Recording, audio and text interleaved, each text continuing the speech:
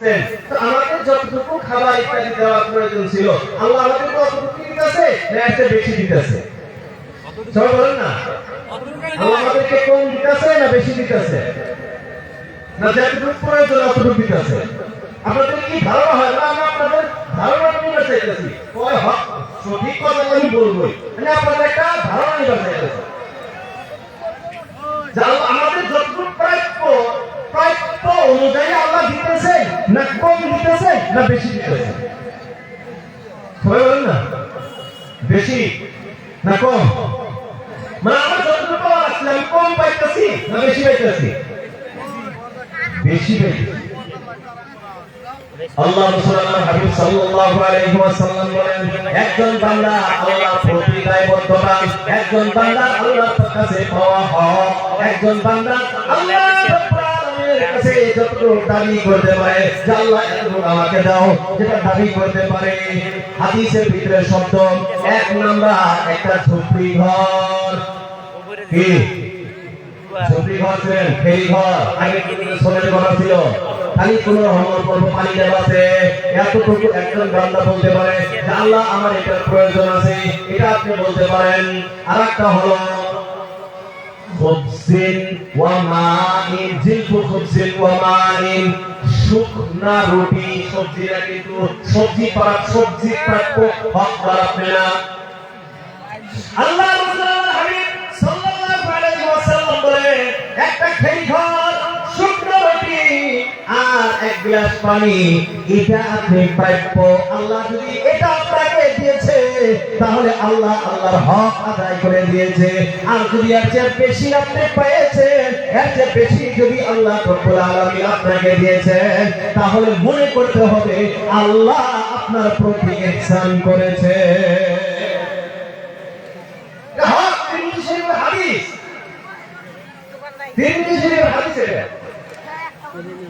তো একটা সামান্য পুরি ঘর, শুকনা রুটি টুকরা আর পানি, এতটুকু আমি হকদার আল্লাহর কাছে, এতটুকু আমি করতে পারি। কিন্তু আমাদের বাস্তবতা কি? সপ্তাহে 3 দিন মাছ খায়, হে মনে করে আমি গ্রামের সবচেয়ে গরিব। সপ্তাহে 3 দিন মাছ খায়, বর্তমান যুগে সে হলো সবচেয়ে বড়। আমরা জলসা করি, জলসাতে হুজুর একবারে গরিব এলাকা হাদিয়ার টাইম। আবার আমি কইতেছিলাম হাদিস এসে নিয়ে চলেও একটা বাস্তবতা বলতেছে আমাদের অবস্থা। হুজুর একবারে সবাই করে কিছুদিন আগে আমি একটা বাড়ির সভা করছি, বাড়ির সভা। হুজুর একবারে গরিব মানুষ, এটা ওটা ঠিক আছে, হাদিয়া দিচ্ছে আলহামদুলিল্লাহ। পরে খবর পাই 2টা গরু জমা করে মজলিস, 2টা গরু জমা করে আমরা একটা খাসি। বাস্তব কথা বলতেছে আমাদের মুসলমানের, 2টা গরু জমা করছে, খাসিও জমা করছে, এর চেয়ে গরিব মানুষ আর পৃথিবী নাই। ও হুজুরে খাসি কেন বসে দিবার পাইতেছে না? এই মানুষটা আল্লাহর কাছে শুকরিয়া আদায় করবো। আপনি বলেন না শুকরিয়া আদায় করবো? আল্লাহর কাছে পাওয়ার হক তো আমি কি একটা শুকনা রুটির টুকরা, পুরা রুটিও না, শুকনা রুটির টুকরা, পানি আর একটা ঝুপড়ি ঘর, সোনের ঘর। এর থেকে তো কয়েক হাজার গুণ বেশি আল্লাহ আমাদেরকে দিয়েছেন, জানেন না? সবাই বলেন আল্লাহ জানেন আমাদেরকে। কিন্তু আমাদের মুখে একটাই আল্লাহ গরিব বানাইছে। তাই আল্লাহ আপনাদেরকে গরিব বানান নাই, আল্লাহ আমাদেরকে গরিব বানান নাই, আমরা গরিব সাইজে আছি।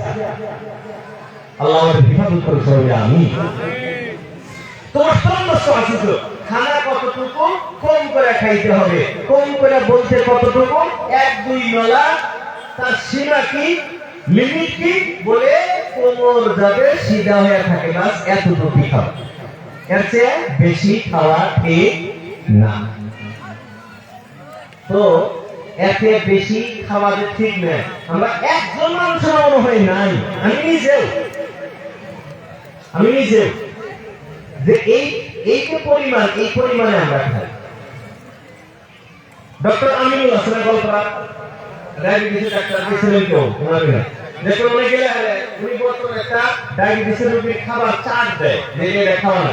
আপনি চারটা করে দেখেন, আর এই যে হাদিসগুলো শোনাইলাম রে, আপনি মিলাই দেখেন, দেখবেন যে উঠলেই 1400 বছর আগে আল্লাহ রাসূল আল্লাহর হাবিব সাল্লাল্লাহু আলাইহি ওয়াসাল্লাম আমাকে একটা শিক্ষা দিলেন কিভাবে ফিট থাকতে হবে, কিভাবে শক্তিশালী থাকতে হবে, কিভাবে বেমার থেকে মুক্ত হওয়া যাবে, কিভাবে বেমার থেকে আমি আর বাঁচতে পারবো। আল্লাহ রাসূল 1400 বছর আগেই শিক্ষা। কিন্তু আমরা খালি খাওয়া খাওয়া খাওয়া খাওয়া খাওয়া। আল্লাহ আমাদের হেফাজত করে সবাই আমিন। তো আয়াতের ভিতরে আল্লাহ রাব্বুল আলামিন কি বলতেছেন? ইয়া আইয়ুহাল্লাযীনা আমানু, ও ঈমানদারগণ, কুলু, তোমরা খাও, মিন, সামান্য খাও। এখন সামান্য বলতে কতটুকু? বলে এক দুই ডলা, যার দ্বারা আমার কোমরটা সিধা হয়ে থাকে, আমি বেকা হয়ে না যাই। এখন যে কম করে খাবো, আল্লাহ রাব্বুল আলামিন বললেন তুমি খাও, কম করে খাও। এখন প্রশ্ন হয় আল্লাহ আমি খাইবো, ঠিক আছে কম করে খাইবো, তো কি খাইবো, কি খাইতে হবে? আল্লাহ রাব্বুল আলামিন জানায় দিলেন তাইয়্যিবাতি মা রাযাকনাকুম, আমি আল্লাহ তোমাদের যে রিজিকের ব্যবস্থা করেছে, আমি আল্লাহ তোমাদের প্রতি যা কিছু রুজি রুটি দিয়েছি, এই রিজিকের ভিতরে যেটা পবিত্র, তাইয়্যিবাত, পবিত্র খাদ্য তোমরা খাও। আগে জানা কি খাইতে বলেন? আগে বলেন না কি খাইতে বলেন? পবিত্র খাদ্য খাও। এই আয়াতের ভিতরে আল্লাহ রাব্বুল আলামিন শুধুমাত্র পবিত্রর কথা বললেন। অন্য আয়াতের ভিতরে আল্লাহ রাব্বুল আলামিন বললেন শুধুমাত্র পবিত্র হইলেই হবে না, পবিত্রর সাথে সাথে হালাল হইতে হবে। কুলু মিম্মা রাযাকনাকুম হালালান তাইয়্যিবান ওয়া লা তাত্তাবিউ খুতুওয়াতিশ শাইতান। আল্লাহ রাব্বুল আলামিন বলেন, ও দুনিয়ার মানুষ, কুলু মিম্মা রাযাকনাকুম, আমি আল্লাহ যে তোমাদেরকে রিজিকের ব্যবস্থা করেছে, আমি আল্লাহ যে তোমাদেরকে খাবারের ব্যবস্থা করেছি, এই রিজিকগুলির মাধ্যম থেকে এক নাম্বার হালাল, দুই নাম্বার পবিত্র। হালালান তাইয়্যিবা, হালাল এবং পবিত্র খাদ্য তোমরা ভক্ষণ করো। বোঝা গেল কি? আমি আপনি যখনই কোনো কিছু হাতে নিব, যখনই আমার সম্মুখে কিছু আসবে, আমি মুখে উঠানোর আগে আপনাকে দেখতে হবে, আমাকে দেখতে হবে আমি যে খাদ্যটা, আমি যে জিনিসটা মুখের ভিতরে দিতেছি, এই খাদ্যের ভিতরে দুইটা গুণ আছে না না? এই খাদ্যের ভিতরে দুইটা গুণ পাওয়া যায় কি যায় না? এক নাম্বার এটা হালাল আছে না নাই, দুই নাম্বার এটা পবিত্র না অপবিত্র। এখন হালাল ও হারাম, পবিত্র ও অপবিত্র এটাও বুঝতে হবে। হালাল ও হারাম এটা হয় আপনার কেনার উপরে নির্ভর করে, আর পবিত্র ও অপবিত্র এটা যে জিনিস কিনেছেন তার উপরে নির্ভর করে। মাছ এটা কি পবিত্র না অপবিত্র? সবাই বলেন না। গরু, ছাগল, হাঁস, মুরগি, শাকসবজি এগুলো সব পবিত্র। মদ পবিত্র,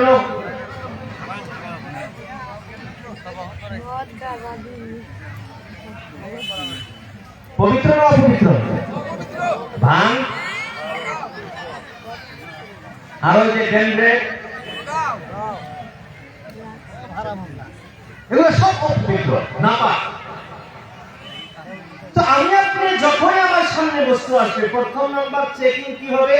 যে আমি যেটা খাইতে চাইতেছি এটা পবিত্র না অপবিত্র, এক নাম্বার চেকিং। দুই নাম্বার চেকিং হবে এটা হালাল না এটা হারাম। হালাল আর হারাম কিনলে বুঝবেন, আমি যে কিনতেছি, আপনি কিনলেন মাছ, আপনি কিনলেন খাসি, খাসি তো পবিত্র, মাছ পবিত্র, কিন্তু কিনছেন সুদের টাকা দিয়ে। কিনছেন কিসের টাকা দিয়া? সুদের টাকা দিয়ে। কিনছেন ঘুষের টাকা দিয়ে, কিনছেন কারো টাকা মাইরে, এই টাকা দিয়ে কিনছেন। তাহলে কোন বস্তু পবিত্র, কিন্তু টাকাটা হালাল না হারাম? ভাই সবাই বলেন না, হালাল না হারাম? তাইলে আমি আপনি খালি মনে করি কি না শুয়োরের মাংস এটা খাওয়া যাবে না, এটা না পায়। শুয়োরের মাংস না পায়, এটা খাওয়া যাবে না। মাছ মাংস পোলাও করলে খাওয়া যাবো, কিন্তু তিনটা সিটি দিয়ে ওই যে সাইড দিয়ে টেবিলের টয়লেটটা খালি, টেবিলের টয়লেট। তো ওই যে শুয়োরের মাংস খাওয়া ওই টেবিলের তল দিয়ে খাওয়ায়, একই একই কথা, একই একই কথা। টেবিলের তল দিয়ে নিলেন আর এদিক থেকে শুয়োরের মাংস নিয়ে আসলেন, দুইটা। তার মানে একজন মানুষ আরেকটা বস্তু বলবে, একজন মানুষ ঠেলা চালায় খায়, রিক্সা চালায় খায়, এই যে উপার্জন, এটা হালাল না হারাম? হালাল, একবারে পিওর টাকা। আল্লাহ রাসূল আল্লাহর হাবিব সাল্লাল্লাহু আলাইহি ওয়াসাল্লাম বলেন, কোন মানুষ যে হাতের কর্মে দ্বারা উপার্জন করে এর চেয়ে বেশি হালাল রুজি আর পৃথিবীতে না। সারাদিন মেহনত করেছে, খেলা চালাইছে, রিক্সা চালাইছে, পাচন মারছে, খেত গিরাইছে, সারাদিন পরে সন্ধ্যার সময় যায় একটা ছোট কোয়ার্টার কিনছে, টাকা তো হালাল, কিন্তু কিনছে বোতল, এটা চলবো? তো দুইটা সাইডে দেখতে হবে। আমি যেটা দিয়ে আনবো এটাও হালাল হইতে হবে, যেটা আনবো এটাও পবিত্র হইতে হবে। এই দুইটা সাইড আপনাকে ক্লিয়ার রেখে তারপরে কোনো মিন কম করে খাও। হালাল পবিত্র দেখে না হইতে একদম ফ্রেশ মাল, একদম হালাল দেখা যায় কিনে আনছি, একবারে হালাল হুজুরে জমা করে দেওয়া খাসি, হ্যাঁ তাই দিলে একবারে গলা পর্যন্ত খাওয়া যাবো না, কারণ কোনো মিন খাও, কম করে খাও। মিনটা আগে আনছে আল্লাহ, আগে মিন আগে আনছে, কম করে খাও, পরে আনছে পবিত্র খাও, হালাল খাও, কিন্তু কম করে। হালাল পবিত্র দেখেই বেশি করে। এটা আপনাকে আমাকে ফলো করতে হবে। হারাম থেকে আমাকে আপনাকে বাঁচতে হবে, হালাল আপনাকে ধরতে হবে, হারাম থেকে জীবনটা বাঁচাইতে হবে। আজ আমাদের অবস্থা হলো সারা পৃথিবীতে আমরা মুসলমান খালি নাস্তিগুলি খাইতেছি। বাস্তবতা উচ্ছেদ কাদের হইতেছে? নির্যাতনের বলি কে হইতেছে? আমাদেরই হইতেছে। কেন হইতেছে? আমরা আল্লাহর কাছে দোয়া করি না? আমরা আল্লাহর কাছে দোয়া করি না? আমরা তো দোয়া করি, আল্লাহ আমাদের তুমি অবস্থা পরিবর্তন করে দাও, আল্লাহ আমাদেরকে শান্তি দাও। খালি একজন যদি নাকি দোয়া করে, সমস্ত উম্মতে মুসলিমা দোয়া করে। কাবা ঘরের ভিতরে দোয়া হয়, মসজিদে হারামে দোয়া হয়, মসজিদে নববীতে দোয়া হয়, মসজিদে দোয়া হয়, মজলিসে দোয়া হয়, সবাই দোয়া হয়, কিন্তু অবস্থা যেই সেই পরিবর্তন। তার মানে আমাদের দোয়া কবুল কথা কয় না, দোয়া কবুল হয় না। তো আমাদের দোয়া কেন কবুল হয় না এটা বড় জানার জন্য। অনেক সময় আমরা দোয়া করি, আমাদের দোয়া কবুল হয় না। তো আমাদের দোয়া কেন কবুল হয় না এটার সবচেয়ে বড় কারণ আমার খাদ্য। আল্লাহ রাসূলুল্লাহ হাবিব সাল্লাল্লাহু আলাইহি ওয়াসাল্লাম বলেন, ইন্নাল্লাহা আমারাল মুমিনিন মা আমারা বিহিল মুরসালিন। আল্লাহ রাসূলুল্লাহ হাবিব বলেন, আল্লাহ রাব্বুল আলামিন মুমিন বান্দা-বান্দীদেরকে ওই আদেশটাই করলেন যে আদেশটা আল্লাহ রাব্বুল আলামিন পয়গম্বর রাসূলদেরকে করেছিলেন। আল্লাহ রাসূলদেরকে যে আদেশ করলেন একই আদেশ আল্লাহ মুমিনদেরকে করলেন। নবীদেরকে কি আদেশ করেছিলেন? ইয়া আইয়ুহার রাসূল কুলু মিনাত তাইয়্যিবাতি ওয়া'মালু সালিহান।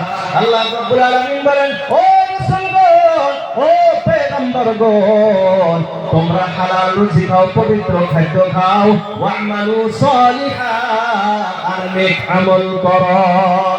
একই রকম আদেশ আল্লাহ রাব্বুল আলামিন মুমিন বান্দা-বান্দীদেরকে বললেন, ইয়া আইয়ুহাল্লাযীনা আমানু, ও ঈমানদারগণ, কুলু মিন তাইয়্যিবাতি মা রাযাকনাকুম, আমি দেওয়া রিজিক থেকে তোমরা পবিত্র খাদ্য কম করে খাও। এই কথা বলার পর আল্লাহ রাসূলুল্লাহ হাবিব সাল্লাল্লাহু আলাইহি ওয়াসাল্লাম ওয়া যাকারা রাজুলান, একজন ব্যক্তির ঘটনা আল্লাহ রাসূল শোনাইলেন। একজন ব্যক্তির ঘটনা শোনাইলেন, বলে একজন ব্যক্তি অনেক কষ্ট করে সফর করে মক্কা মদিনার মতো পবিত্র স্থানে গিয়েছে, হাত উঠাইছে আর রব রব রব্বি রব্বি বলে আল্লাহর কাছে দোয়া করতেছে। এ বন্ধুরা আমার, এই ঘটনা বোঝার চেষ্টা করেন।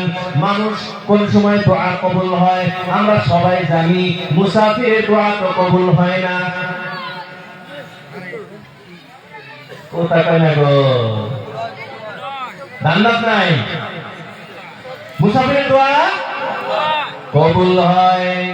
তো এই যে আল্লাহ রাসূল যে ঘটনা বলতেছেন, এই মানুষটা হলো মুসাফির মানুষ। দুই নম্বর একটা প্রশ্ন, মক্কা মদিনায় গিয়ে দোয়া কবুল হয় কি হয় না? মসজিদে হারাম বাইতুল্লাহ মাতাফের ভিতরে যদি কোনো বান্দা দোয়া করে কবুল হয় কি হয় না? তিন নম্বর, আল্লাহ রাসূল আল্লাহর হাবিব সাল্লাল্লাহু আলাইহি ওয়াসাল্লাম বলেছেন, কোন বান্দা যদি হাত উঠায়া আল্লাহ রাব্বুল আলামিনের কাছে দোয়া করে, আল্লাহ ওই দোয়াকে কবুল না করে খালি হাত ফিরিয়ে দিতে আল্লাহ রাব্বুল আলামিন লজ্জিত হন। বুঝা গেল, হাত উঠায়া দোয়া করলে আল্লাহ দোয়া কবুল করে। চার নম্বর, কোন বান্দা যখন রব্বি রব্বি আমার রব বলে ডাকে, ওই সময় আল্লাহ রাব্বুল আলামিন দোয়া কবুল করে। এই জন্য আপনি কোরআনে কারিমের ভিতরে লক্ষ্য করে দেখবেন, যারা কোরআন পড়তে পারবেন, যারা কোরআন পড়তে পারেন অল্প লক্ষ্য করে দেখবেন, কোরআনের ভিতরে যত দোয়া আছে সব দোয়া রব দিয়ে আরম্ভ। ইল্লা মাশাআল্লাহ এক দুইটা আল্লাহুম্মা তাআলা আছে, সব বেশিরভাগ দোয়া খালি রব রব রব। রব্বানা আতিনা ফিদ দুনিয়া রব্বানা যালামনা আনফুসানা রব্বির হামহুমা। রব দিয়ে দোয়া, তো রব দিয়ে দোয়া করলে আল্লাহ কবুল করে। তাহলে আমরা এক নম্বর মুসাফিরের দোয়া কবুল হয়, দুই নম্বর মক্কা মদিনার মতো পবিত্র জায়গায় দোয়া কবুল হয়, হাত উঠাইলে দোয়া কবুল হয়, রব করে দোয়া করলে কবুল হয়। এখন এই বান্দা দিয়ে লক্ষ্য করেন, আল্লাহ রাসূল আল্লাহর হাবিব বলেন, একজন মানুষের ঘটনা বললেন, এই মানুষটা অনেক কষ্ট করে মক্কা মদিনা সফর করেছে, ওই জায়গা থেকে আল্লাহ রাব্বুল আলামিনকে রব বলে ডাকছে, হাত উঠায় আল্লাহর কাছে দোয়া করতেছে। এখন বলেন, এই মানুষটার দোয়া কবুল হবে কি হবে না? এই মানুষটার দোয়া কবুল হবে, এই তো বাস্তবতা, দোয়া কবুল হবে। এবং কবুল হয় চারটে করে শর্তই বান্দার কাছে পাওয়া যায়। আল্লাহ রাসূল আল্লাহর হাবিব সাল্লাল্লাহু আলাইহি ওয়াসাল্লাম বলেন, ওয়া মাত'আমুহু হারাম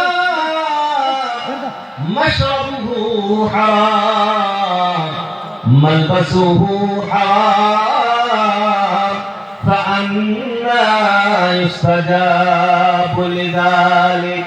আল্লাহ রাসূল আল্লাহর হাবিব বলেন, এই মানুষটা এত কষ্ট করে মক্কা মদিনা সফর করেছে, পরাগত অবস্থায় আল্লাহর কাছে হাত উঠায় রব রব বলে আল্লাহ রাব্বুল আলামিনকে ডাকতেছে, কিন্তু মানুষের অবস্থা হলো যা কিছু খায় হারাম হারাম খায়, যা কিছু পান করে হারাম পান করে, যা কিছু পরিধান করে আছে সব হারাম টাকায় কেনা হারাম। আল্লাহ রাসূল বলেন, ফাআন্না ইস্তাজাবু লিযালিক, এই বান্দার দোয়া কেমনে কবুল হয়? বুঝা গেল কি? আল্লাহ রাসূল আল্লাহর হাবিব সাল্লাল্লাহু আলাইহি ওয়াসাল্লাম জানিয়ে দিলেন, হারাম যেসা যখন আমার পেটের ভিতরে যায়, হারাম মানুষের দ্বারা যখন আমি লালন পালন হই, আমার ভিতরে যখন হারামটা চলে যায়, ওই হারাম খানেওয়ালা, হারাম পান করনেওয়ালা, হারাম পিননেওয়ালা এই বান্দার দোয়া আল্লাহ কবুল করেন না। এই যে আমাদের জীবনের দোয়া কবুল হয় না, মুসলমানদের উপরে এত নির্যাতন, এত অত্যাচার, আমরা এত দোয়া করতেছি কিন্তু আমাদের দোয়া কবুল হইতেছে না। এই দোয়া কবুল না হওয়ার কারণ একটাই, আমাদের এই হারাম আমরা ছাড়তে পারি। দিন প্রতিদিন নতুন নতুন ধরনের কত কিছু যে আমরা বাড়াইছে, ড্রাগসের মাধ্যমে কি কি নাম যে বাড়াইছে, আল্লাহ রাব্বুল আলামিন বলেন। আর আমাদের মুসলমান নওজোয়ান, আমাদের মুসলমান যুবকরা এর ভিতরে আরো বেশি। কেউ কিছু বলতে পারে, ধমকে দেওয়া যায়, পরিস্থিতিতে এত আমাদের ভয়ানক, আল্লাহ মাফ করুন আমাদেরকে, বড়গুলা তো ধমক দেওয়াই যায় না, ছোটগুলাকে যদি ধমক দেয়, একটা মুরগি যদি ধমক দিল, মা বাবা চেহারা আরো একবার খাবলা পেত, আপনি কেন আমাকে তার ধমক দেওয়া? স্কুলে মারপিট নাই, মাদ্রাসায় মারপিট নাই, কোনো জায়গায় মারপিট নাই, সরকারি আইন মারাও যাবো না, মারলে হারে ভালো লাগবে, চাকরি যাবো না। কিন্তু যেদিন থেকে আইন হয়েছে সেদিন থেকে পড়াশোনা চাকরি হচ্ছে, কথা আছে না? আমি স্কুল করছি, পড়া হয় আজকে দিয়ে পাঁচশো মেলে পায়, ওই টাইমে যে পুরানি আসছিল, আর এখন খালি বাবার শোনা।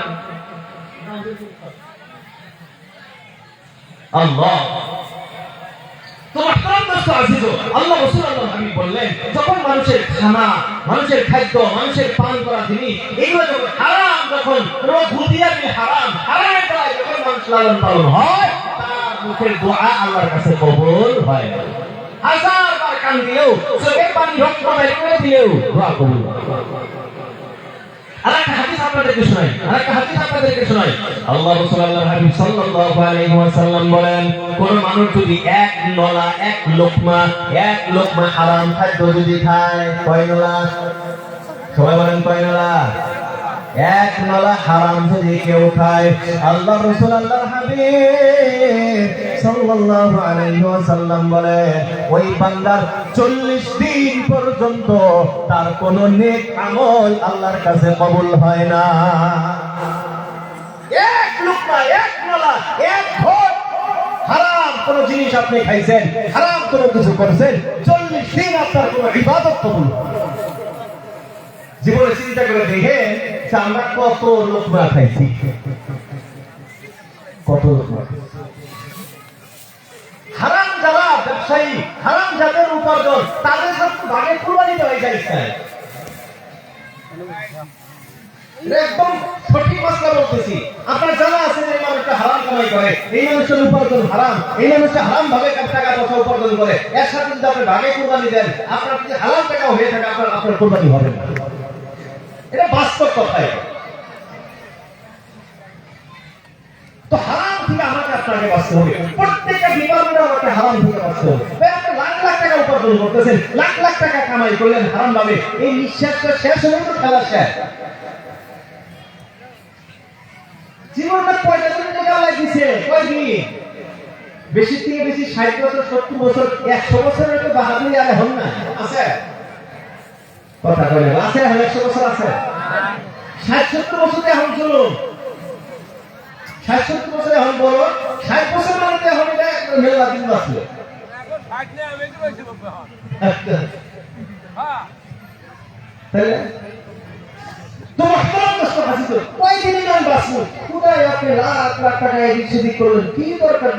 আপনি মনে করেন সত্য থেকে এগুলো গুণা করলেন, আপনি ভোগ করতে গুণা।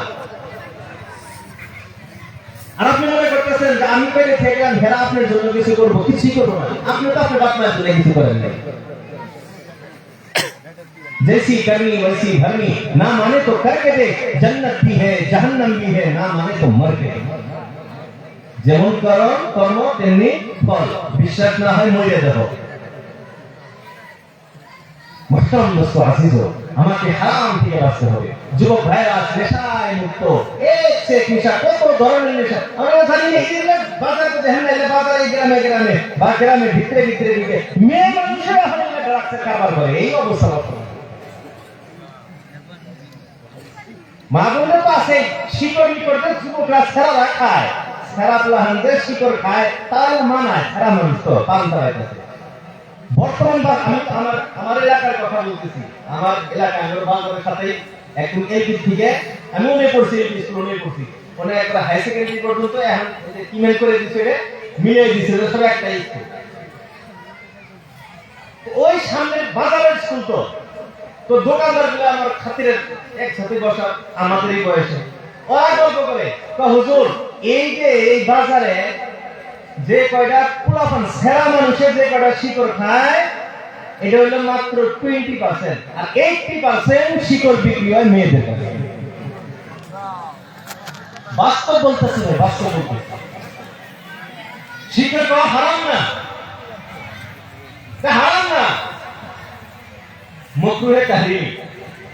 কিন্তু এই এমপিকে রাস্তা খুলে আমাদের এক উস্তাদ বলেছিলেন, ওই যে মধু সুপারি আছে না, মধু সুপারি ছোট পুরান পেলে হেরাম খায় 2 বছর 3 বছরের গিলে, যেগুলো বড় গিলে খায়, এলে খায় কোনটা 2 বছর 3 বছরের গিলে মধু সুপারি খায়। তো আমার এক উস্তাদে বলছিলেন যে এই যে 2 বছরের যে মধু সুপারি খায়, এইগুলোই যায় হেরে পরে যায় হেরে ভাঙ করা শিকড় করো অপারেশন দিকে দয়াতে করে আপনি মধু সুপারি ও কদিন পরে তার মিডিয়া সাথ থাকবে না, তাহলে তো ও জল শিকড় খাই, এটা খাই, ওটা খাই, কিন্তু এটা কেন হইতেছে না, খাওয়ার বাড়ান না, খাওয়ার বাড়ান না। আল্লাহ কি মানুষের বডিটা এইভাবে বানাইছে না বানাইছে, আজকে আপনি এটা করতেছেন 2 দিন 3 দিন যাবো, এটা ধরা করে এখন আরো করা লাগে, ওটা 2 3 দিন যাবো, তারপর আরো করা লাগে, এটাই তো করতে করতে, এটা তো আমরা জানি বর্তমান বাস্তবতার যুগে, এই যুগে এমন মানুষ পৃথিবীতে আছে এই ড্রাগস মারাক্স এগুলার খায়া ওটা নয়া ও জীবন্ত সাপের বিষ করে গেল। আমি আপনাকে বিষ দেওয়া আগে বলে দামলা, কিন্তু সাপের বিষ নেই, তাই চিন্তা করে না শরীরে কিভাবে বানাইছে ড্রাগস মারাক্স খেতে। আমাদের এই ভিতরে আছে রাস্তাতে রাস্তা দিয়ে ঘুরবেন দেখবেন যে টোল পাড়া আছে, মুসলমান গুলো টোল পাড়া আছে। বাজারে আমাদের এলাকার কথা বলতেছি, যেহেতু এলাকা আমি থাকিও না, এলাকার খবর জানি না, আমাদের এলাকার বাস্তবতা বলতেছি, যদি থাকে আমাদেরও সতর্ক হওয়ার দরকার আছে। মাগরিবের পরে পরে নামাজ পড়ে আসছে আমাদের এলাকায়, একটা কাছে ঢোল তুলে উঠে আমার দমরা আছে দাইদুল কয়টাছে কয় ঢোল তুলে দেন পান্তাছে, তো কি জানে কয় ডেন্ড্রেট ডেন্ড্রেট জুতা আপনার দেখছি জীবন ভর দেখছি ওই যে জুতা ফেলে গেলে হলে ওই ডেন্ড্রেট দিয়ে জুতা সেলাই করে, মানে জুতা আনে কোনা উঠে রে পরে দিয়েছে হাত গাছ দিলে দিয়েছে বস্তা রুমালের ভিতরে আমার ডেন্ড্রেট নিয়ে ঘুমতেছে আর পুরা ঢুকতেছে। আল্লাহ আমাদেরকে মুসলমান বানাইছে, আল্লাহ মুসলমান বানাইছে, আপনি গর্ব ফিল করেন, গর্ব ফিল করেন যে আমি মুসলমান। আজ আমরা এমন এমন কাজ করি, আজ আমাদের অবস্থা, আমাদের চরিত্র এত খারাপ হয়েছে, এত নিম্ন হয়ে গেছে যে অমুসলিম তো দূরের কথা, মুসলমান নিজেকে মুসলমান পরিচয় দিতে লজ্জিত হয় এখন। আল্লাহ কি বলছিলেন? আল্লাহ বলছেন ওয়ামান আহসানু কাওলাম মিম্মান দাআ ইলাল্লাহ ওয়া ক্বালা ইন্নানি মিনাল মুসলিমিন। আল্লাহ রাব্বুল আলামিন বলেন ওই কথা যে ভালো শ্রেষ্ঠ কথা কার হইতে পারে যে মানুষকে আল্লাহর দিকে আহ্বান করে, যে মানুষকে আল্লাহর দিকে ডাকে, যে তাবলীগ মেহনত করে, মানুষকে আল্লাহর রাস্তায় ডাকে, এর চেয়ে ভালো কথা আর পৃথিবীতে কারো হইতে পারে? দ্বিতীয় নাম্বার বলেন ওই মানুষের চেয়ে ভালো কথা এই পৃথিবীতে আর কারো হইতে পারে না। বলে কার কথা? যে ব্যক্তি বলে ইন্নানি মিনাল মুসলিমিন, আমি একজন মুসলমান। আল্লাহ বলতেছেন যে এই কথার চেয়ে ভালো কথা পৃথিবীতে নাই, যে আমি একজন মুসলমান। এই মুসলমান কি? চুরি করার নাম মুসলমান, ডাকাতি করার নাম মুসলমান, জিনা বদমাশি করার নাম মুসলমান, মানুষকে ধোঁকা দেওয়ার নাম মুসলমান, দোকান বাকি খায়া সালাম না দেওয়ার নাম মুসলমান। আমাদের বাবা দুই বাড়ি খাইতে হয় না, 1000 টাকা হয়েছে আর তো বাকি দিবার না, আর ধরনের যায় লোকে হেলে আবার 2000 টাকা ও দিবার না, আর ধরনের আমার বাসায় ধন শেষ করে নেবে। এবার করতে করতে দোকানদার যখন ভিক্ষার দোকান হাতে নিয়ে যায়, আর কথা আঙ্গলের তো একটা ভিক্ষার দোকান বাদ দিয়ে ভিক্ষার দোকানের একটা উপায় নাই। এইভাবে আমরা মুসলমান। এই 2-4 দিন আগে সপ্তাহ হয়নি, আমাদের যুবক ভাইরা যারা মোবাইলে থাকে, ফেসবুক থাকে, তারা বলতে পারবো এই 4-5 দিন আগের কথা। বর্তমান তো আমাদের প্রশাসনিক বিষয়া ওনারা ট্রোল দেয় ঘুরে, আল্লাহ ওনাদেরকে যাচাই খায়ের দিক বলে আমিন, আল্লাহ ওনাদেরকে আরো কঠোর বানায় দিক বলে আমিন, আল্লাহ আমাদের প্রশাসনিক বিষয়াদেরকে আরো কঠোরতম বানায় দিক বলে আমিন। তার খেলা দেখলেই বর্তমান উঠায়, জুয়া খেলা দেখলেই উঠায়, এই 4-5 দিন আগে 2টা টাস্টার দিয়ে ওই তো বর্তমান সোশ্যাল মিডিয়াতে দেয়, আর ওরা দিবই তাস খেলা ধরে নিয়ে ধরা পড়ছে, দিয়ে দিচ্ছে এই বড় বড় দাড়ি পাই হ্যাঁ দাড়ি কাটতে নিয়ে 2-3 দিন আগে তাস খেলা ধরা পড়ছে। এইগুলো আমাদের এগুলোকে কমেন্টগুলো আমি শিখি করে ফেসবুকে, আমরা তো মুরব্বী আমরা বুঝি, আরে যুবক আমরা তো বুঝি, আমরা তো দেখতেছি যে মানুষ আমাদেরকে কি করে, আমরা কেন আমাদের চরিত্রটা বদলাই? আল্লাহ রাসূল আল্লাহর হাবিব সাল্লাল্লাহু আলাইহি ওয়াসাল্লাম বলেন পৃথিবীর শ্রেষ্ঠতম মানুষ ওই মানুষ যার চরিত্রটা শ্রেষ্ঠ, যার যত চরিত্র ভালো সে মানুষ হিসাবে তত ভালো, মুসলমান হিসাবে সে তত ভালো। আল্লাহ রাসূল আল্লাহর হাবিব বলেন তোমাদের চরিত্র ভালো করো, কারণ আমি চরিত্র হিসাবে সবার চেয়ে ভালো। চরিত্র শিক্ষা এটা ইসলাম আমাকে দেয়, পৃথিবীর কোন ধর্মতে চরিত্র শিক্ষা নাই। আপনি গর্বের সাথে বলতে পারেন, ফিল করে বলতে পারেন, ভালো শিক্ষা, মানবতার শিক্ষা, আদর্শ শিক্ষা যদি আছে ইসলামের ভিতরে আছে, কিন্তু যে আফসোস আমরা ইসলামটা একবারই ছেড়ে, ওই যে নামে আব্দুল্লাহ, নামে আব্দুর রহমান, আমি মনে করতেছি জান্নাত আমাদের নানির বাড়ির সম্পদ, জান্নাত পাবো। قال رسول الله صلى الله عليه وسلم يوشك أن يأتي على الناس زمان لا يبقى من الإسلام إلا